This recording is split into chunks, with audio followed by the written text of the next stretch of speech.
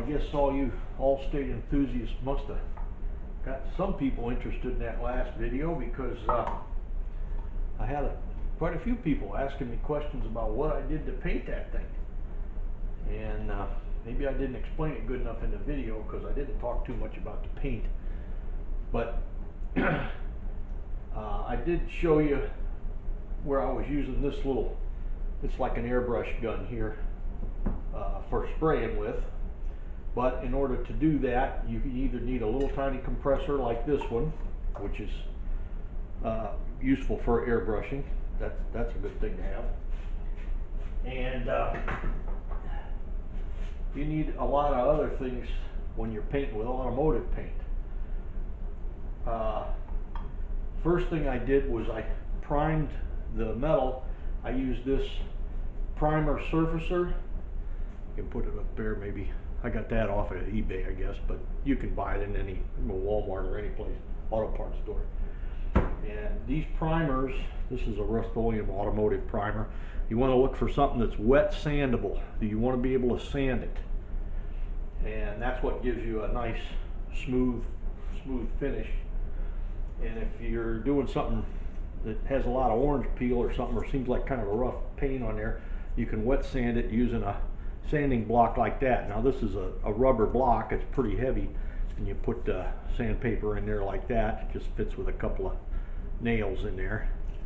And but because it's flat, it'll get it real smooth for you, something you can't do with your hands. If there's any waviness in it or anything, this will take it out. Anyways, that's what these are. And the different colors, I could use one color over another so that you can tell how much you're sanding it. If you start sanding it, I mean, a lot of it, if it's a curve, you can sand it with your hand. It's about the only thing you can do. But or you can use a piece of a sponge or something. But by having two different colors, if you sand too far, you'll see the other color starting to wear through. And that kind of tells you, well, I'm starting to get down to the first primer I put on. I'm sanding off too much. So it kind of helps you tell how much you're taking off by using two different colors of sandable primer. And for measuring, I use things like this. This is an old beat up kitchen cup that my wife gave me, and then this is a baby bottle, even flow glass baby bottle. But I like it for, it's marked in cc's. You can measure exactly, get a real accurate amount of paint, and then if you mix in a certain amount of reducer or something, you can measure what that is. Now the paint that I used was to put over top of the primer was this Sherwin-Williams Dimension paint, and this is the formula here for maroon, and that's how I can tell that there's a little bit of orange in there, because it shows you how much they put in there, how many grams they put in of tint to make it that color. And then once you get the can of paint, you dilute that with reducer. This is reducer. They call it reducer when you're using enamels, but this reducer goes in here at 1:1. So if you used a quart of paint, you use a quart of reducer. And the reducers, there's different amounts or part number for reducer, because depending on what temperature you're painting at. And of course I bought the wrong thing, because I was going to paint this in the winter time and got held up for about 2-3 years. So but there are different numbers for how hot it's going to be. I thought maybe 70 degrees or so, but man, it's been hot. I got a big can, a 1 gallon can, so I could mix the paint in here. These things are kind of handy for helping you pour paint. Most people know about them. You can get them any store that sells paint. And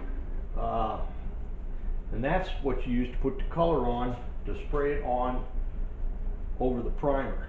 Now, this paint was recommended that I use, I got these marked with little X's so I get the right hardener. This is a two-part deal, because this is urethane paint. Now this is, let me turn around here so you can see.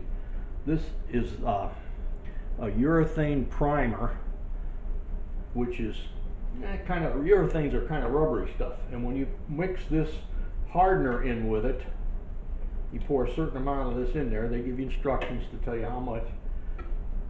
then you got maybe about an hour to work with it. And that's what they call a pot life. How long can you keep that in your spray gun and spray it? You don't want it to set up in your spray gun. That's no good. Now it is a kind of a rubbery stuff. You see what that's like? I poured some of it just into this old paint can lid, and I made this little like hockey puck out of it. This is the clear finish that goes on over top of the color finish, and you can see it's almost like rubber, and the primer will be the same way, except it's kind of gray. And you wouldn't think you could sand a rubber finish like that, but you can. The wet sanding does work on it. You spray it on and it's a real thin coating, so when you sand it, you can wet sand the primer. This primer here, you can wet sand. And then after you put the color on, which, like I say, was this stuff here. This is the color, which I mixed and is in this can here. I usually put a dot of paint on the top so I can tell what color it is. That's the maroon paint right there. When you get done with that, then you put the clear finish on, which is this stuff. And that has a catalyst in there too. You have to put a little bit of that in. And this one's like a 4-to-1. So you'd put, you know, I put 2 marks here of the finish, the clear finish in there, and then for 1/4 of that, I just fill it up halfway on this first one. That's what I'd fill it with the catalyst. And that's how I measured it to get the ratio. But you can do it with a baby bottle like that. It's just a little hard to pour through the top. For doing the paint, getting it out of the cans and into bottles and things like that, you might want to get a ladle like that so you can dip in the paint and pour it. When you're using that stuff, you need to use a mask like this, which looks like a gas mask. These are charcoal filters, because this catalyst is real bad to breathe, so you don't want to do that.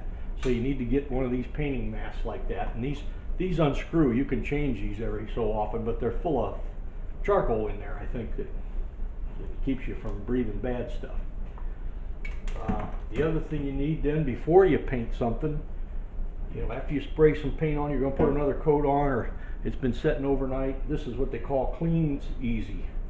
It's just a liquid that you can put on a rag. I use these microfiber towels. You put it on there, it evaporates really fast. You rub down the finish, it gets rid of any dust, oil, finger marks, that sort of thing on it, so it's nice and clean just before you put the paint on. These things are called tack claws. They're just a bunch of linseed oil on a piece of cheesecloth. They're sticky. When you take this out of the bag, it'll be sticky. So if you rub it down, it'll pick up any dust. If you get hair off of your head, drop on there, this will pick it up. It'll stick to this thing. So that gets that out of the way before you spray. And then of course you might need masking tape to plug up things where you don't want paint to be. That's what you use this stuff for. Masking tape, what I can tell you about that is you don't want to get it wet if you can help it. Don't get it wet, and don't let it sit out in the sun. If you're doing it in sunlight, this stuff might get, you know, after a day or so in sunlight, you can't get it off. It'll just kind of fuse on there, and you'll have a heck of a time peeling it off of there. So you have to learn to, you mask it, paint it, and then as soon as the paint's dry, take the masking tape off. Don't let it sit there with that.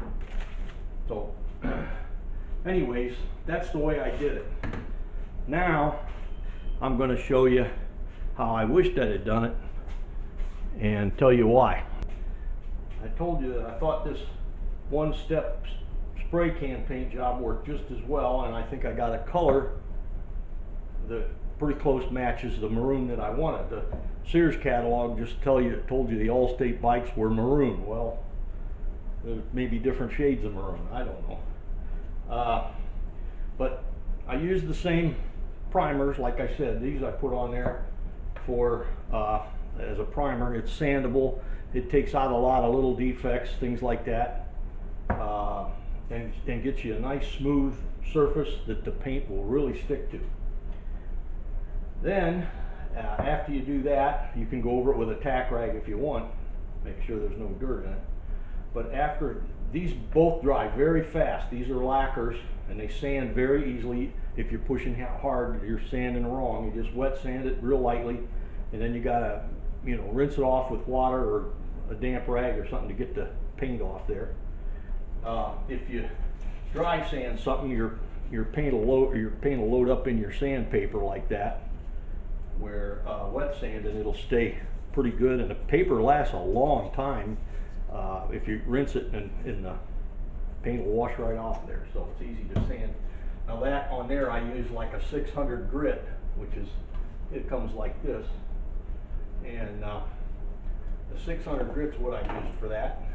And after it was primed and sanded, nice and smooth, then I immediately sprayed this on. Now this is a one-step thing. It bonds to plastic, wood, metal, and more.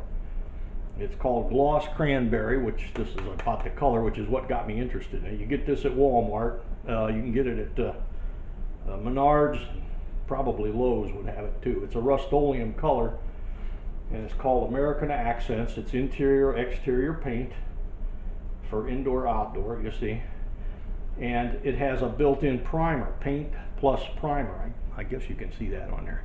So you don't need to prime anymore. Just put it right over top of this and spray this on. The color looks good. It's glossy, one step.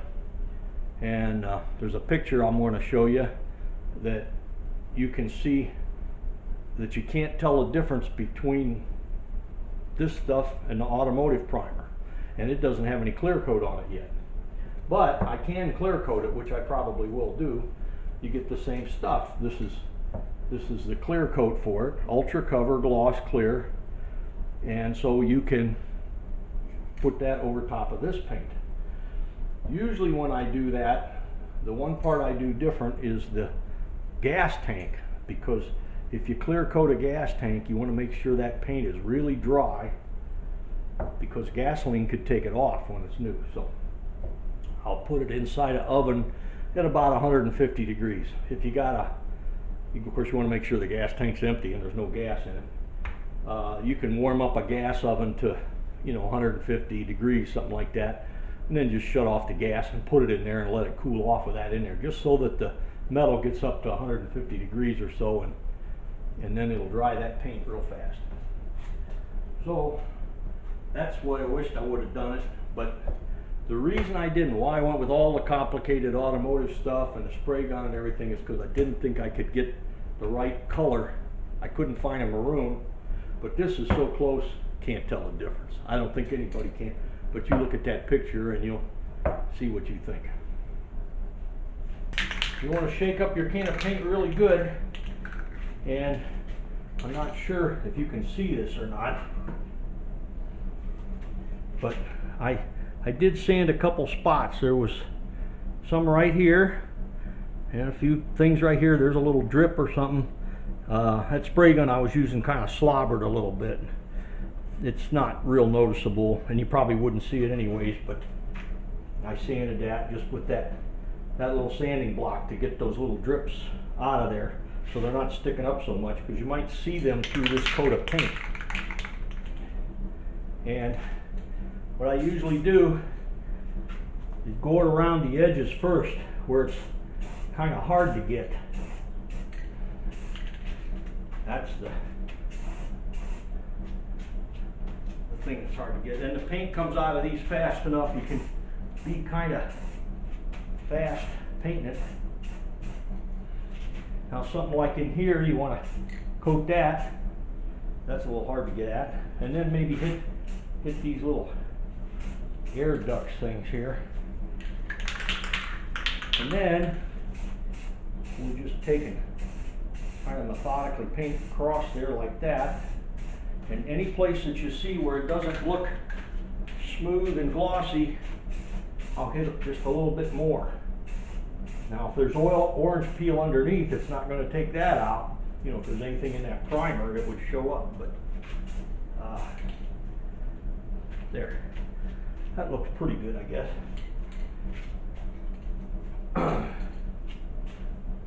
And of course, when you get done painting with a spray can, you turn it upside down. clear that nozzle. When that's dry, I'll put the clear coat on there. But that's, let me see what I got in my camera here. That's pretty much what I'm going to have. But it looks orange. It's quite red with my eyes, but the camera kind of looks like a pumpkin orange. But that's not what it is. This camera, I don't think, needs a color balance or something on it. But anyways, that's how I paint it with a spray can. Now that would be good enough just the way it is, and probably would look very similar to what the bikes looked originally. They didn't put clear coats on paint in 1955. And also, I would never paint one with metallic paint unless you really know what you're doing, because it's much harder to paint with a metallic. The metallic makes things look a little, lighter colored and shinier, I guess, in sunlight. The sun reflects off the metal, but if you're looking at it in the shade, I don't think it changes anything on it. But that's just one coat of that stuff, and I think that's all it's going to need. I think that looks just fine. I'm going to leave it at that. And that's the way I wished I would have done it, instead of fooling around with all that other stuff. You saw how complicated it was. But that stuff from Walmart, that looked good, and it's easy to put on. It levels out, it doesn't run too easy. I think it looks pretty good. So I'm going to leave it at that. Well, one of these fenders is painted with a different paint. This fender right here is actually a different color than that one. It's a little hard to see, and I don't think it makes much difference, to tell you the truth. But this one is Rust-Oleum Cranberry. This come out of a spray can. There's no clear coat on it. That's just the way it looks when you spray the paint. And this one is actual maroon automotive paint from Sherwin-Williams. It's called Dimension paint. And I think for all the trouble it's worth, I don't think anybody would have noticed the difference, that this is actually a little different color than that.